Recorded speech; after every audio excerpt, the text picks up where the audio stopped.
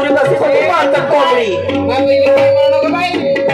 ते बघा तुझी बहीण हा का गे तुझी खानदान गे चुप राय गे ठोकरवाली बदकीले फक्त एक चोचवाची गरज होती अशी आणि एक लहानशी मरचट बघली होती सप्पा माझ्या घरचा फार पचडा खाऊन गेली आणि एक तर सप्पा चिकन मांडूनच गेली माय मग चल बरं भात दारेले येऊ दे चांगले संक्रांतीला चांगले भुजूनच खाते कापून चांगले आपलं भातवाले मटण चाल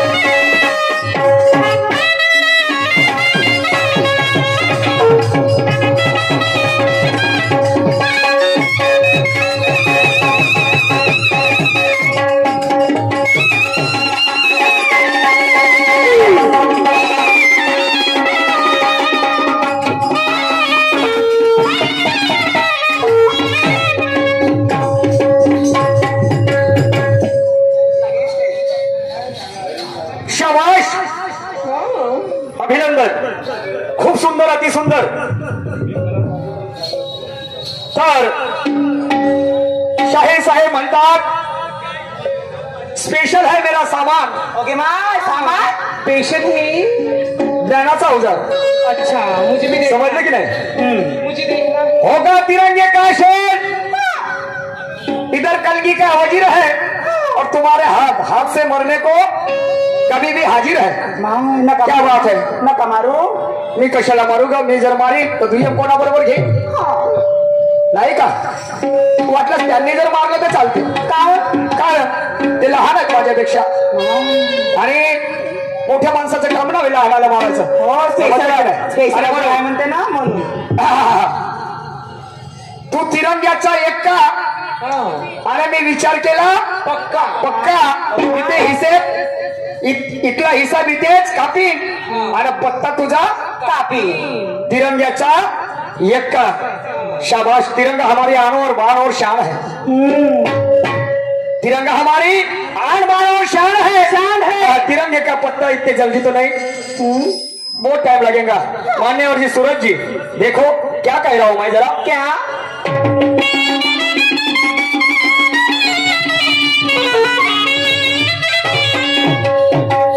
शाहीर साहेबाला शायरी गीताच्या माध्यमातून प्रश्नाची विचारणा केली. म्हटलं हे जग जगातील जेवढे काही लोक आहेत इथे बसलेले प्रत्येक व्यक्ती तुम्ही आणि मी कुणाच्या भरोश्यावर खातो.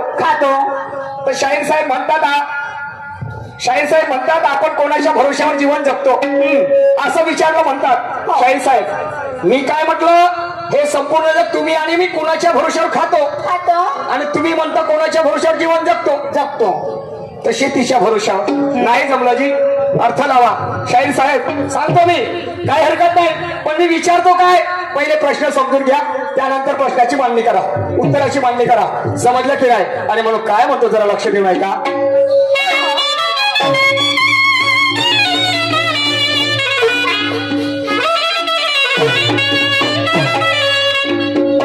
हमने भी मर्दों को मैदान में लड़ते हुए देखा, हमने भी मर्दों को मैदान में लड़ते हुए देखा है. और ऐसा भी नहीं कि हमने उन्हें पहली बार देखा है.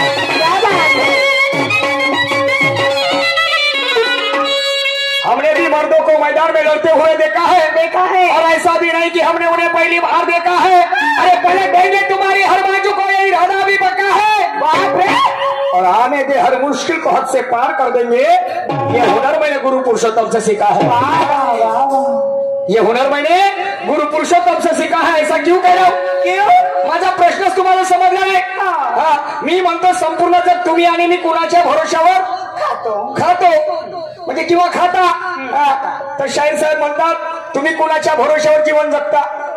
आणि म्हणून अशीच एक गोष्ट झाली. कशी? एक लहानसं पोरग होतं, 5 वर्षाचं, 4-5 वर्षाचं पोरग होतं, 5 वर्षाचं. आणि तो चड्डीवरच तो चड्डीवरच राय. आणि त्याला गावातले लोक चड्डीच म्हणे. नाव पाडला चड्डी. त्याचं नाव पडला चड्डी. गरीब घराण्यातला पोरगा होता, एकदम गरीब.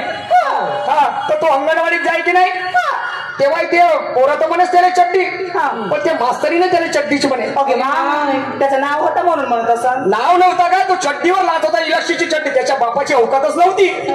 एकच चड्डी 10 दिवस घालून राहायचा. म्हणून संपूर्ण गाव त्याला चड्डी म्हणून बोलवायचा. गावात नव्हे तर शाळेमध्ये गेल्याच्या नंतर ते मास्तरी सुद्धा त्याला चड्डीच म्हणायची. अरे बापरे. मास्तरीन किती म्हणावा. अरे पोरे म्हणायचे चड्डीच. तर एक दिवस का झालं, काय झालं तुम्हाला सांगतो. ते चड्डी नावाचं पोरग गरीब होतं, पण दिमागाने एवढं हुशार होतं अभ्यासामध्ये. अभ्यासामध्ये एवढं हुशार होतं की ज्याची काय होत नाही. मॅडमनं कोणताही प्रश्न विचारला का नाही, ताबडतोब उत्तर द्यायचं. अरे जे काही मॅडमने सांगितलं. तर असंच एक दिवस काय झालं, सगळे पोरं अंगणवाडीमध्ये गेले आणि मॅडम होती अंगणवाडीची जी सेविका, ते सगळ्यांना म्हणते, हे पोरांना म्हणते, आज मी तुम्हाला एवढ्याला एक प्रश्न विचारणार आहे म्हणते. असं म्हणत नाही तर मॅडम काय म्हणते, मॅडम काय म्हणतात, पोरच एवढेच होते, 4 वर्षाचे, कोणी 3 वर्षाचे, कोणी 5 वर्षाचे, बस एवढ्या पुरते मर्यादित. तर म्हणते शिवाजी महाराजाच्या आईचं नाव काय म्हणते. काय? शिवाजी महाराजाच्या आईचं नाव काय. तर चड्डी नावाच्या पोरानं हात वर केला. चड्डी नावाच्या पोरानं हात वर केला. तर मॅडम काय म्हणते, चड्डी सोडून सगळे. आता ते लहान पोरं, मॅडमने काय म्हणलं, चड्डी सोडून सगळे. ते लहान पोरं उभे झाले, घसरवल्या चड्ड्या. लहानचे पोरं चड्ड्या घालते का?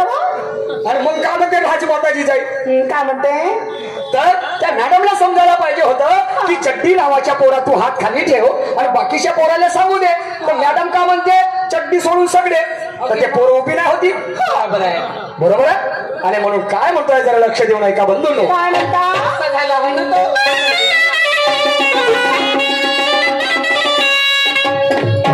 हर चमकने वाली चीज कभी सोना नहीं होती. विकू नको देऊ ना बाबा, याच्यात विकून काढून टाकण्यात विकू नको देऊ, मला पागल्यासारखं लागते. हॅलो हॅलो हॅलो, माझ्या माईक मध्ये विकू नको देऊ.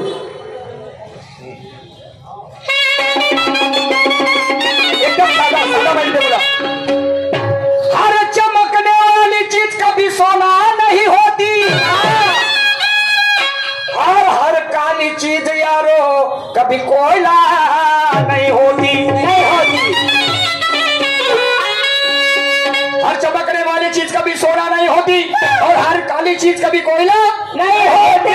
वही लोग गुलाम होते जिन्हें अधिकार की पहचान नहीं होती और धोखा वही लोग खाते जिनके हौसलों में जान नहीं होती. जान नहीं, हौसलों में जान नहीं होती.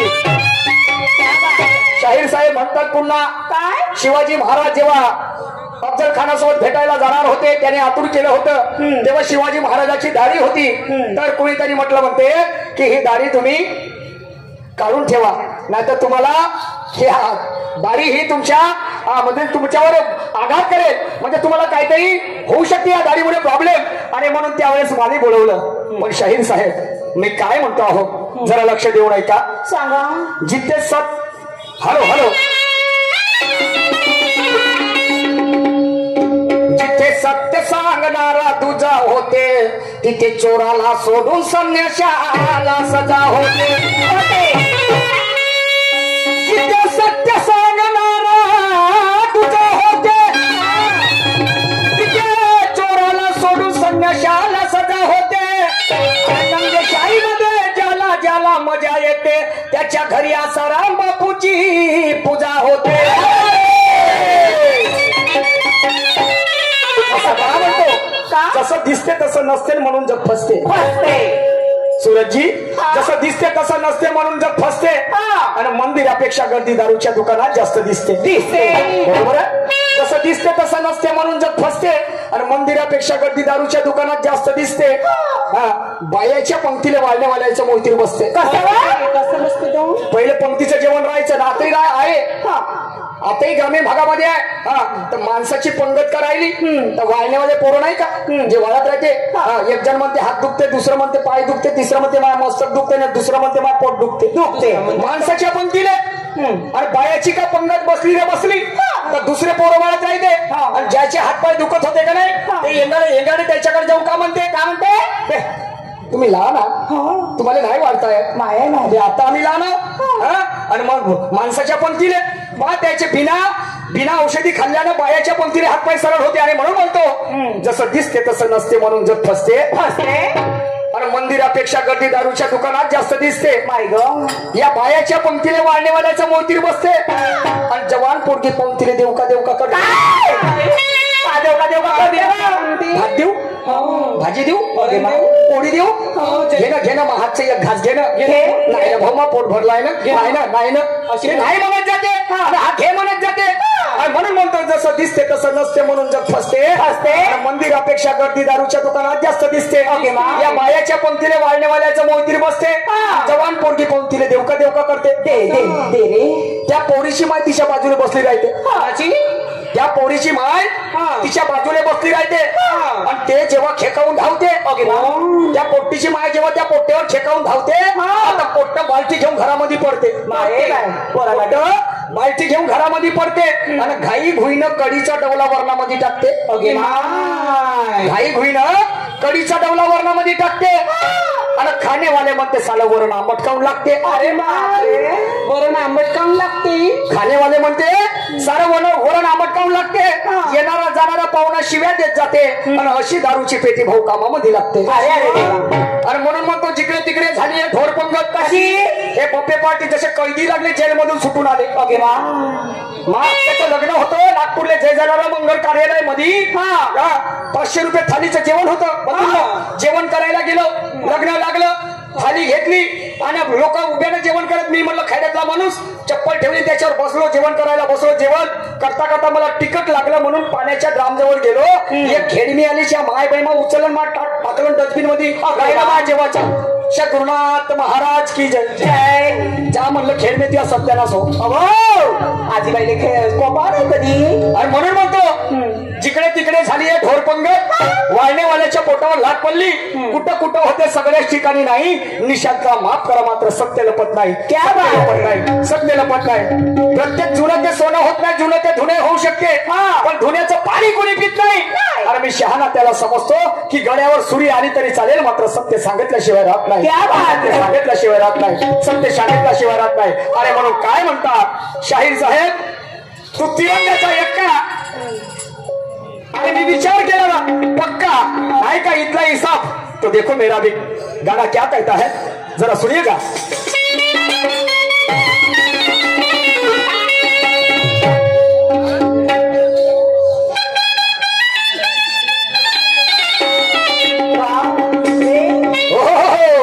अरे दीवाने दीवाने तेरे नाम के खड़े हैं दिल थाम के. दीवाने तेरे नाम के खड़े हैं दिल थाम के. दीवाने तेरे नाम के खड़े हैं दिल थाम के. दीवाने तेरे नाम के खड़े हैं दिल थाम के. क्या हम तेरे प्यार में, क्या हम तेरे प्यार में रहे ना किसी काम के. खड़े हैं दिल थाम के. दीवाने तेरे नाम के खड़े हैं दिल थाम के.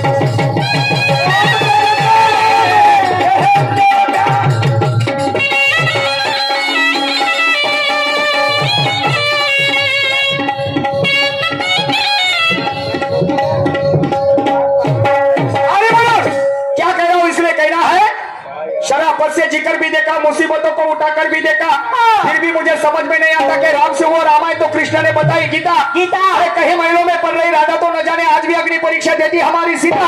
तो सीता से प्यार कर बैठे तो कोई राम बन गए, और राधा से प्यार कर बैठे कोई घनश्याम बन गए. एक तरफा प्यार कभी सफल नहीं होता, और दूसरा जितना जागता उदाहरण आसाराम बन गए, जो जेल में सड़ रहे, जो जेल में सड़ रहे. अरे म्हणून काय म्हणतो जरा लक्ष देऊ नाही का. आसाराम तो तिरंगा इतने आसानी से तिरंगे को तुम कुछ नहीं कर सकते, इसलिए कहना है क्या. अरे बाजी मैं न हारूंगा, बाजी मैं न हारूंगा, पलटा के तुझे मारूंगा.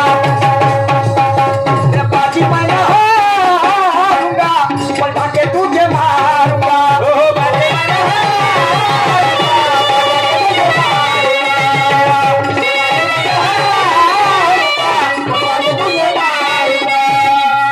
जितना चढ़ाऊंगा, जितना चढ़ाऊंगा, नीचे उतारूंगा, पलटा के तुझे मारूंगा. बाजी मैं न हारूंगा, पलटा के तुझे मारूंगा.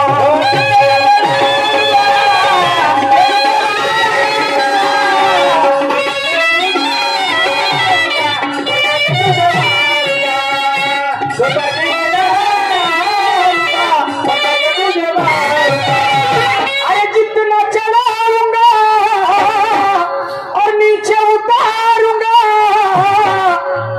बाकी मैं न हारूंगा, पलटा के तुझे मारूंगा. तो कौन कहता है, आपको नहीं कहूंगा सूरज दादा, आपको नहीं कहूंगा. मेरे गाणे का भावार्थ आहे.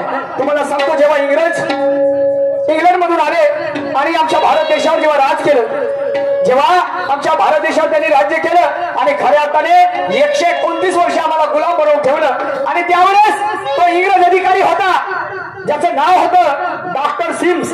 याला कोणीतरी मारते, परंतु तो आरोप माझ्या भगतसिंगावर लागते. आणि दुसरा इंग्रज अधिकारी याचं नाव असते डेव्हिड.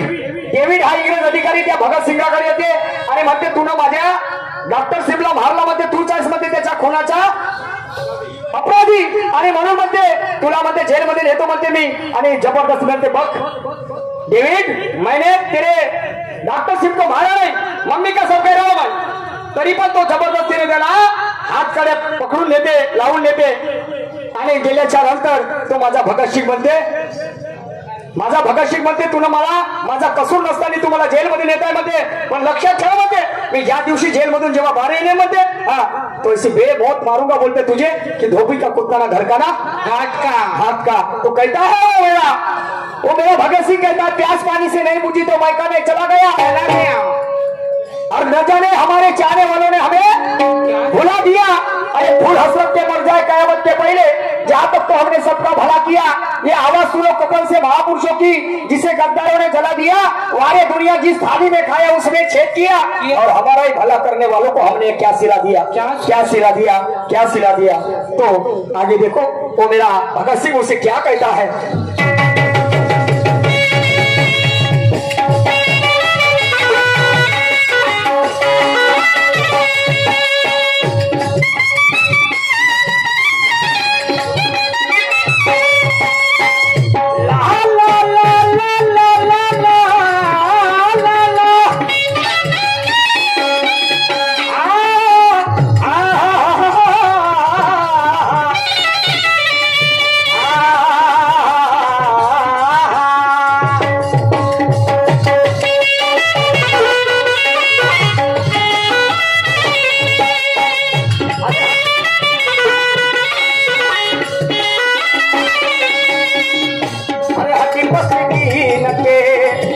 रखना तू अपने पास में अरे हड्डी पसगी लगे रखना तू अपने पास में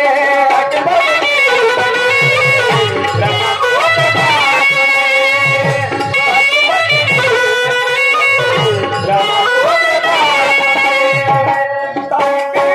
तेरे मौत की लिख लेना अपने पास में तारीख तेरे मौत की लिख लेना अपने साथ में हड्डी पसली कीन के रखना तू अपने पास में तारीख तेरे मौत की लिख लेना अपने पास में तू कोई तो पखान नहीं तू कोई तो पखान नहीं अरे उल्टा तुझे टांगूंगा पलटा के तुझे मार अरे बाजी मैं ना हारूंगा पलटा के तुझे मारूंगा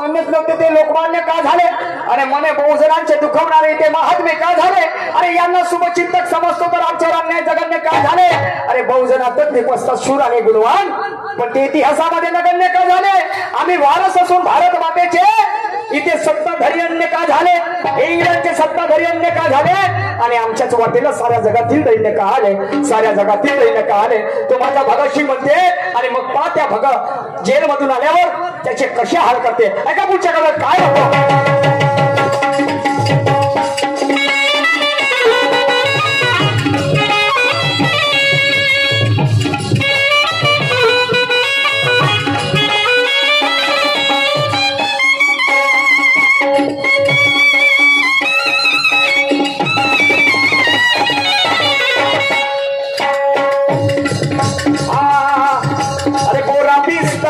तेरा उठा के भाग जा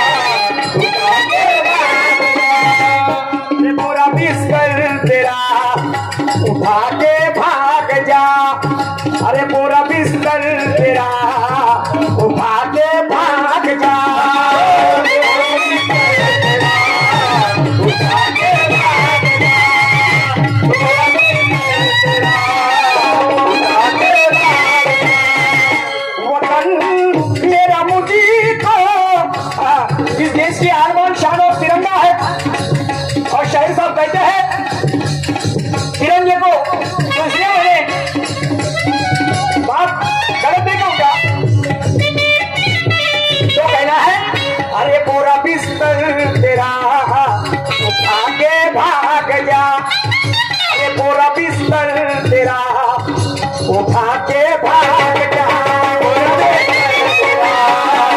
उठा के भाग जा, उठा के भाग जा।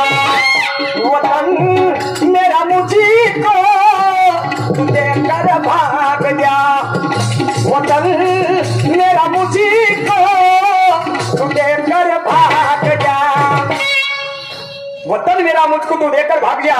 सन्माननीय फडणवीस साहेब आमचे आदर्श की ज्यांनी मला सर्वप्रथम मोद्यामध्ये येऊन माझी प्रसिद्धी केली, सन्माननीय फडणवीस साहेब, बाबूलालजी गजबे साहेब यांच्याकडे या विचारधारेवरती 1000 रुपयाचं पारितोषिक मिळालेलं आहे. त्यांना कोटी कोटी प्रणाम, धन्यवाद. जोरदार टाळ्या होत्या त्यांच्यासाठी एकदा. कारण एका कलाकाराला पुरस्कृत करणं खूप महत्वाचं असते हो. जेव्हापर्यंत आम्ही त्या कलाकाराला पुरस्कृत करणार नाही त्याचं प्रगतीचं पाऊल वाढणार नाही. आणि म्हणून त्याप्रमाणे सन्माननीय आमचे मोठे बंधू आदर्श कैलाजी घोडमारे साहेब, हल्ली मुक्काम पांढर गवळावले यांच्याकडे सुद्धा आमच्या पार्टीला 500 रुपयाचं भेट मिळालेलं आहे. माझे आभारी आहे, धन्यवाद. आणि म्हणून तो माझा भगतसिंग म्हणते म्हणते आताचा पर म्हणते येतून आपल्या तू जिथून आला तिथे चालला जा म्हणते, नाही तर म्हणते मग काय हाल होतील हे म्हणशील नको म्हणते. समजलं की नाही. बोरा बिस्तर तेरा उठा के भाग जा, वतन मेरा मुझको तू देकर भाग जा, नहीं तो ऐसा मारूंगा। वो भगत सिंह कहता है अरे नहीं तो ऐसा मारूंगा, चमड़ी निकालूंगा और कुत्तों को खिलाऊंगा, पलटा के तुझे मारूंगा, तुझे मारूंगा।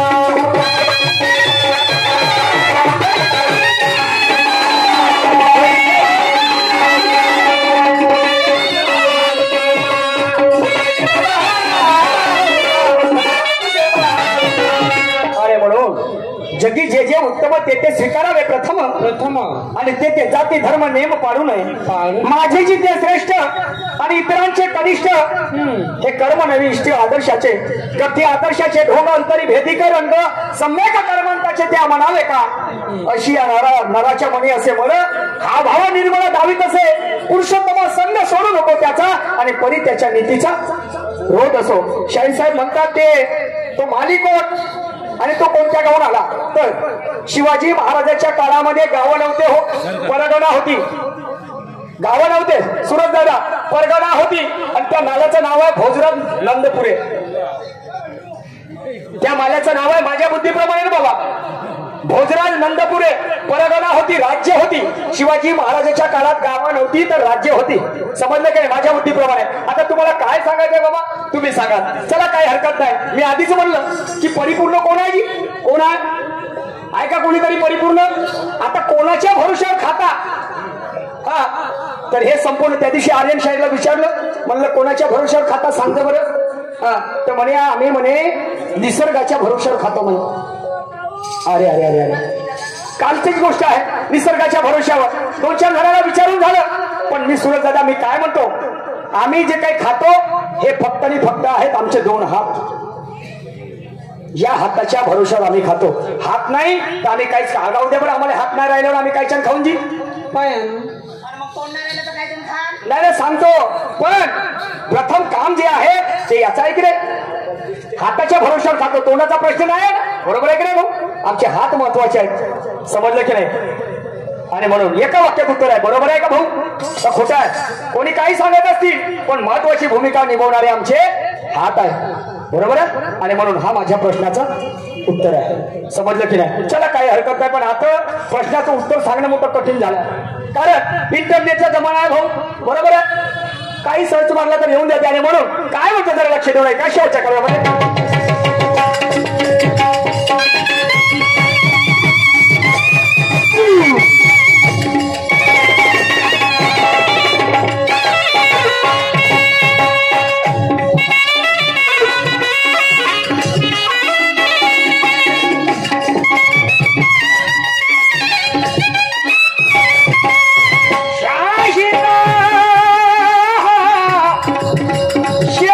शाहिरा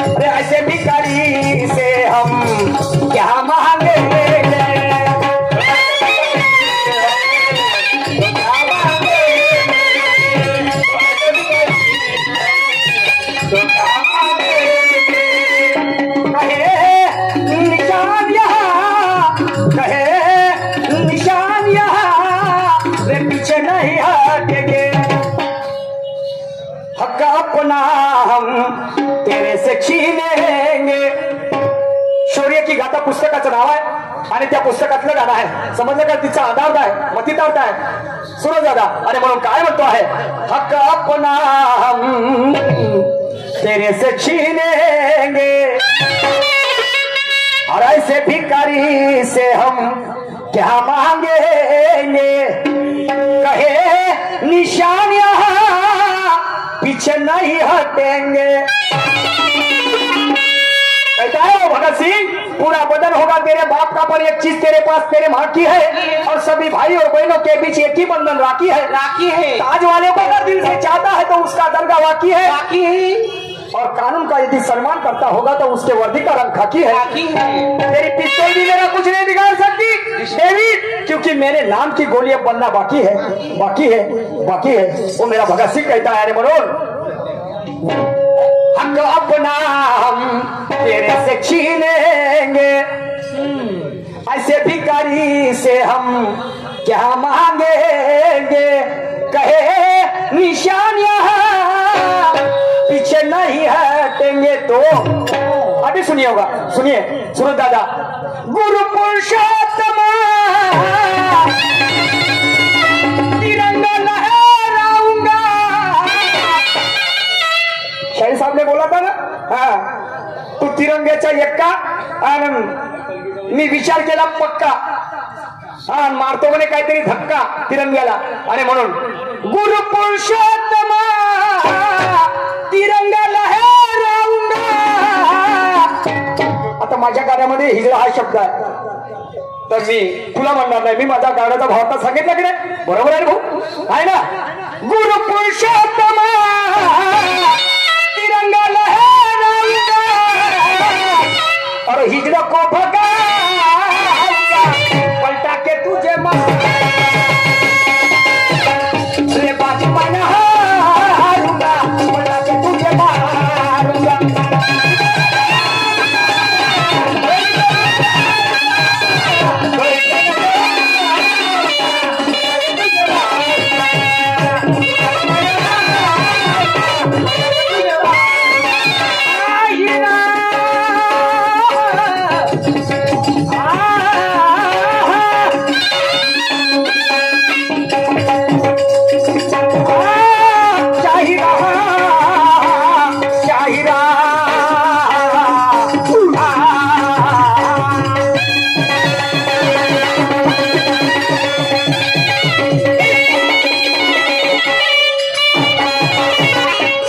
या ठिकाणी माझा वेळ समाप्त झाला. यानंतर आमच्या जोडीला लाभलेले शाहीर सन्माननीय सूरज दादा नवकर येऊन आपल्या कार्यक्रमाला सुरुवात करतील आणि नवीन विचाराची देवाणघेवाण करतील.